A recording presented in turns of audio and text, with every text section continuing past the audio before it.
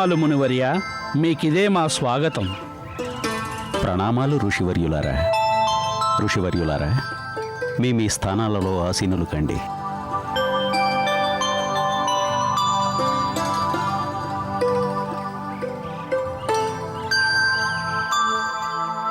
చూడండి ఋషివర్యులారా, ఎవ్వరూ తోడులేని వారికి ఆ పరమశివుడు తోడవుతాడు. సమస్త శివగణాలు ఆ శ్రీ మహావిష్ణువు ఆలోచనలో పడ్డారు. గౌరీనందనుణ్ణి ఎలా ఎదుర్కోవాలా అని. కానీ మీరు విన్నారుగా బాలగణేశుడి నిర్ణయం. ఓ సురుచి మహాముని, వినాయకుడు తీసుకున్న నిర్ణయం విన్నాక మా అందరి మనస్సులు ద్రవించిపోయాయి. సకల దేవతల మనోగతాన్ని వినాయకుడు సర్వలోకాలందు ఆవిష్కరించాడు. తన తల్లి ఆజ్ఞను పాలించేందుకు ఆయన ప్రాణత్యాగం చేయటానికి కూడా సిద్ధంగా ఉన్నాడు. అవును శౌనకముని, మీరు విన్నారుగా బ్రహ్మదేవుని ఆ శ్రీ మహావిష్ణువుని కూడా తన వాక్చాతుర్యంతో ఎలా విస్మయపరిచాడో. ఓ మహాముని, కేవలం తల్లి మాత్రమే కాదు, గౌరీనందనుడి దృష్టిలో ధర్మం కూడా మహోన్నతమైనదే.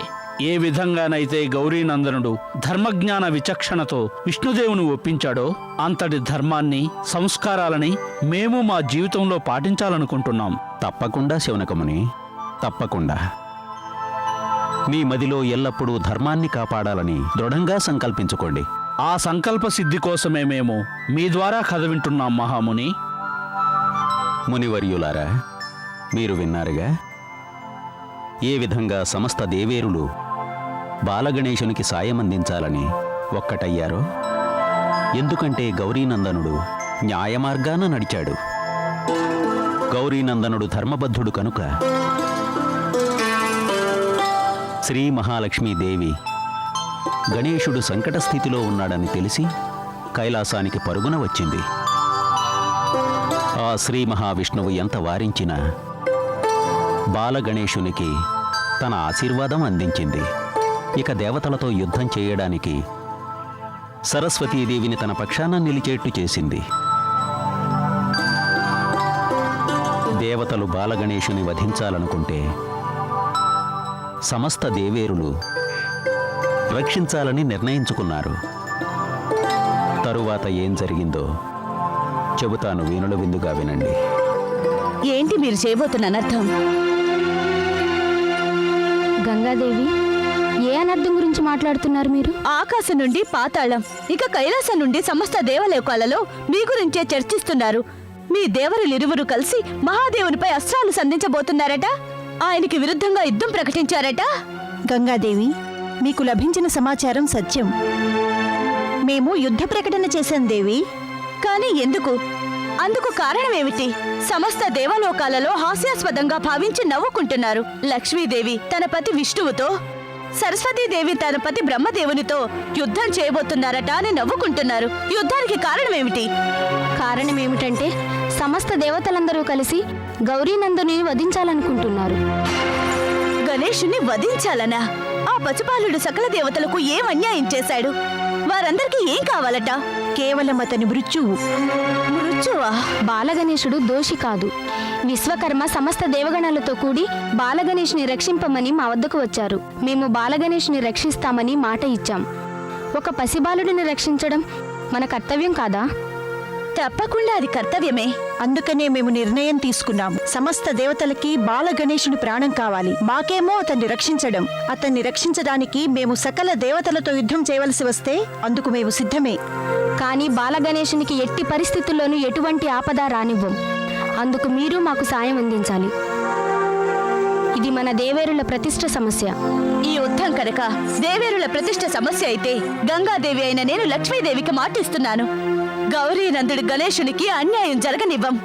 సమస్త దేవరులు గణేశునికి శక్తిగా మారి దేవతలతో యుద్ధం చేస్తాం.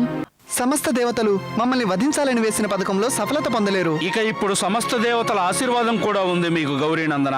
నిస్సందేహంగా వారి నిశ్చిత దృష్టి న్యాయాన్యాయాలను తప్పక కనుగొనగలదు. అవును గౌరీనందన గణేశ, ఈ సమయంలో సమస్త దేవరుల ఆశీర్వాదం తోడులేక సంద్రంలో మునిగిపోతున్న మాకు నౌకలా లభించింది.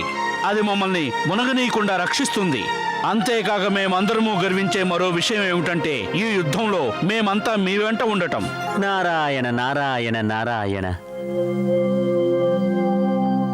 ప్రణామాలు గౌరీనందన. ప్రణామం. నారద మహర్షి, రండి దయచేయండి. చాలా కాలం తర్వాత దర్శనమిచ్చారు. ఏదైనా విశేష సమాచారమా? అది విశేష సమాచారమే మహాముని విశ్వకర్మ.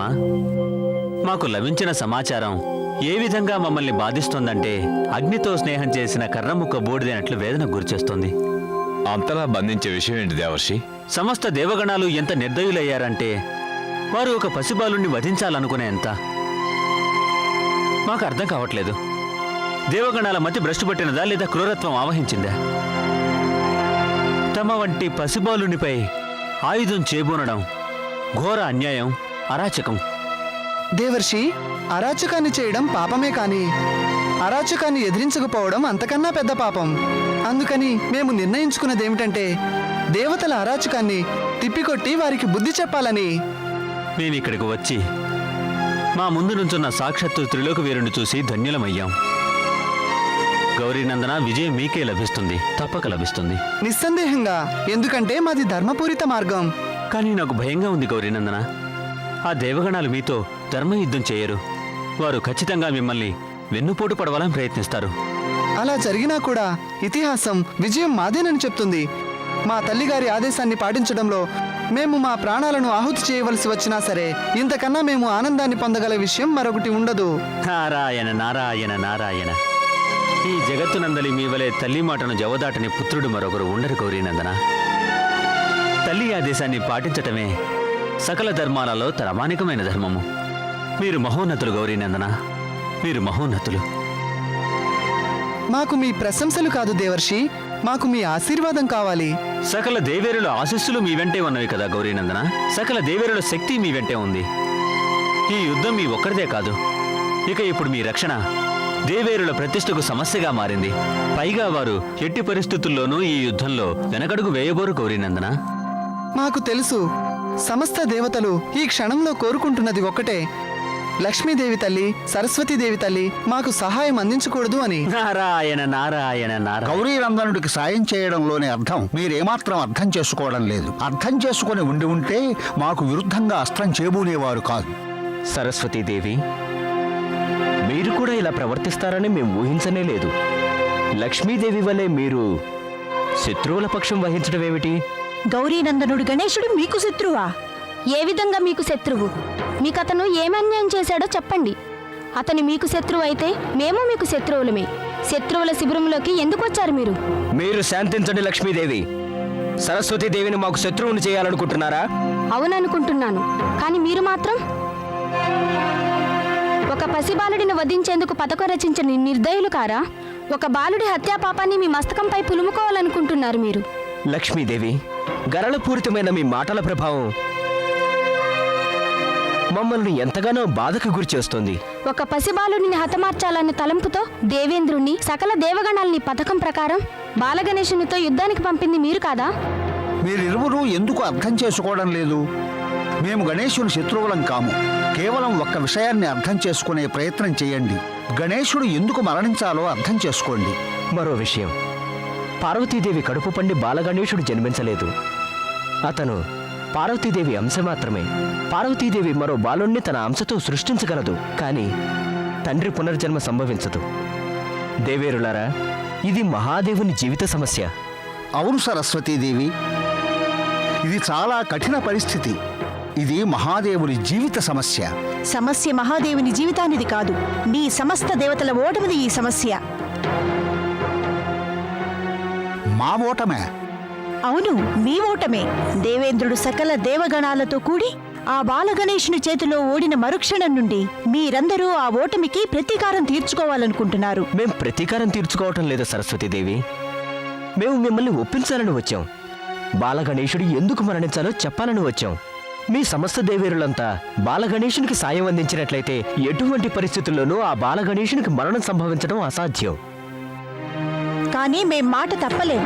బాలగణేశునికి మేమిచ్చిన మాట ఎప్పటికీ వెనుకకు తీసుకోలేం. ఒకవేళ మీ సమస్త దేవతలు యుద్ధం చేయాలని నిర్ణయించుకుని ఉంటే మీరు రావలసినది ఇక్కడకు కాదు, యుద్ధ భూమికి మాత్రమే. ఇది మీ సమస్త దేవేరుల అంతిమ నిర్ణయమా? అవును, ఇదే మా అంతిమ నిర్ణయం.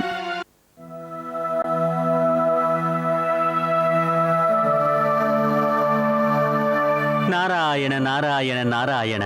ప్రణామాలు శ్రీహరి విష్ణు. ప్రణామాలు దేవర్షి నారద. ప్రణామాలు తండ్రి గారు. ఆయుష్మాన్ భవపుత్ర. శ్రీహరి, ఈ సమయంలో ఎక్కడి నుంచి వస్తున్నారు? పైగా మీ వదనంపై ఏదో చింత గోచరిస్తోంది. అవును దేవర్షి, ఇది తప్పక చింతించవలసిన సమయమే. సమస్త దేవేరులు కనీసం మా మాట వినే ప్రయత్నం కూడా చేయటం లేదు. నారాయణ నారాయణ. ఇంతకీ వారు కోరుకునేది ఏమిటి శ్రీహరి? యుద్ధం. దేవేరుల కోరిక యుద్ధమా? వారిటువంటి స్థితిలోనూ దేవగణాలతో యుద్ధం చేయక మానరట. కానీ ఎందుకు? ఏం జరిగింది ప్రభు? గౌరీనందనుడు గణేశుని కొరకు. గౌరీనందనుడు గణేశుని కొరక? మేము అతన్ని వధించాలనుకుంటుంటే సమస్త దేవేరులు అతన్ని రక్షించాలనుకుంటున్నారు. యుద్ధం చేయటం తప్ప ఇక మేము చేయగలిగింది ఏమీ లేదు. నిస్సందేహంగా మేము సమస్త దేవేరులతో యుద్ధం చేయక తప్పదు నారద. నారాయణ నారాయణ. ఒకవేళ మీరు దేవేరులతో యుద్ధం గనక చేసినట్లయితే దేవతల వినాశనం సంభవించక తప్పదు ప్రభు. మీ శక్తి యావత్తు దేవేరుడే కదా ప్రభు. శక్తి లేని మీరు కేవలం శరీరం ఉన్న బొమ్మలు మాత్రమే. దేవేరులతో మీరు యుద్ధం చేయడం అంటే కేవలం వినాశనాన్ని కోరుకోవడమే. వినాశనాన్ని కోరుకోవడం. మాకు మరో ప్రత్యామ్నాయ మార్గం లేదు నారదా. యుద్ధం ప్రారంభం కాకమునుపే మేము పార్వతీనందనుడు గణేశుని వధించాలనుకుంటున్నాం. నారాయణ నారాయణ నారాయణ.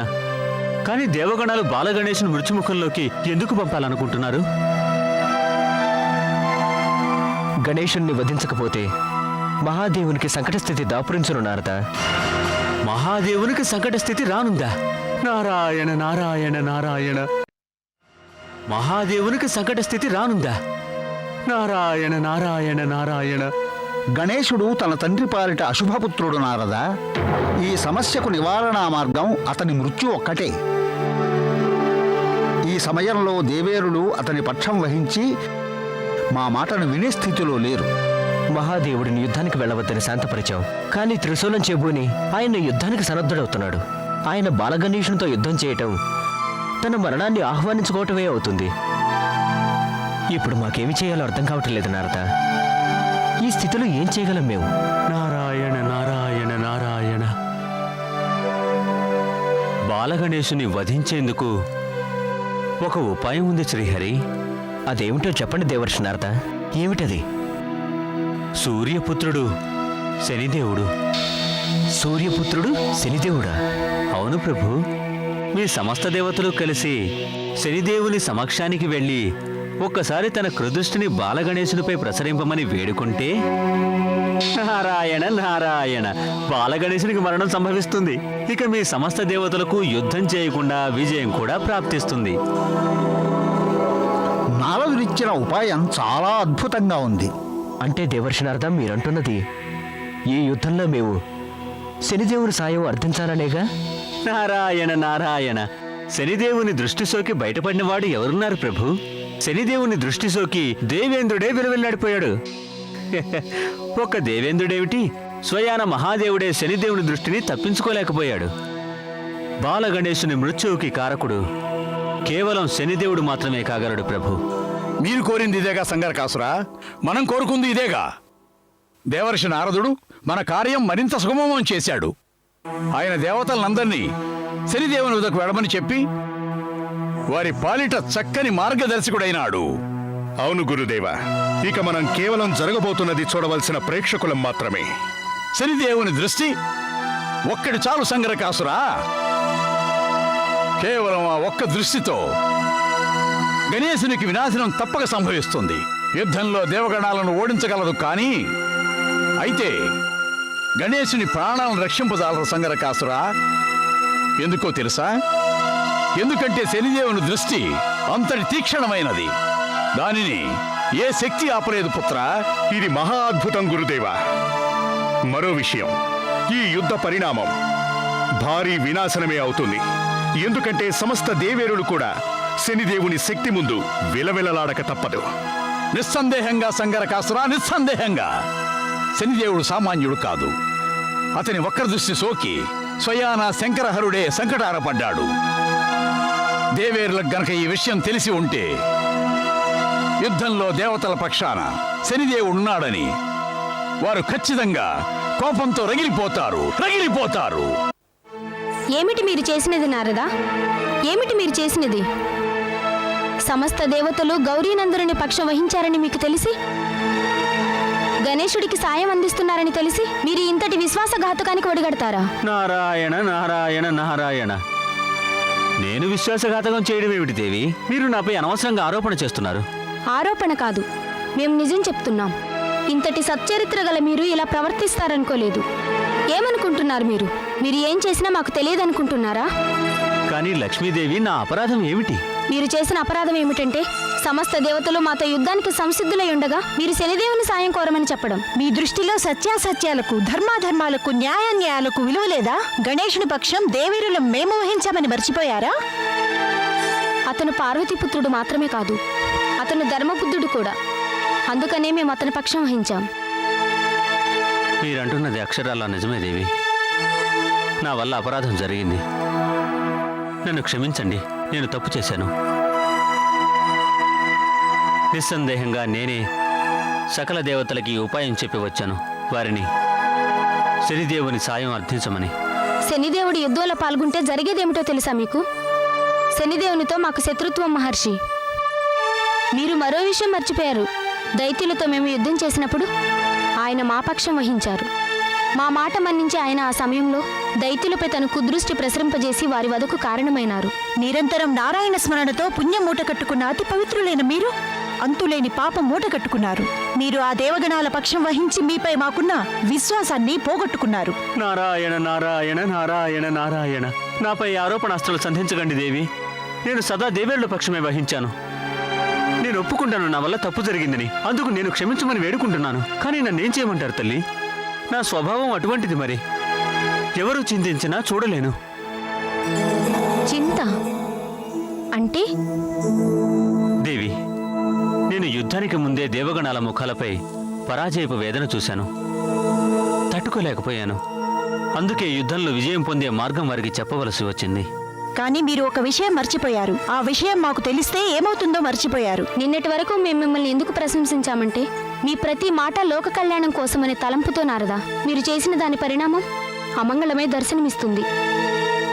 మీరిలా ప్రవర్తించారంటే మేము నమ్మలేకపోతున్నాం దేవర్షి నారదా. చెప్పండి, ప్రాయశ్చిత్తంగా నన్నేం చేయమంటారు? మీ అపరాధం తెలుసుకోవటంలోనే ప్రాయచిత్తం ఉంది. మీరు సమస్త దేవగణాలకు మార్గదర్శకులై ఉపాయం చెప్పారు కనుక దాని నివారణా బాధ్యత కూడా మీరే వహించాలి. నేనందుకు సమ్మతిస్తున్నాను తల్లి. చెప్పండి, అందుకు పరిహారంగా నన్నేం చేయమంటారు? నిస్సందేహంగా సమస్త దేవగణాలు శనిదేవుడిని సాయం అర్థించేందుకు వెళతారు. కానీ ఏమిటి తల్లి? కానీ వారికంటే ముందు మీరు అక్కడికి వెళ్ళి శనిదేవుడిని ఒప్పించండి దేవగణాలకు సాయం చేయొద్దని.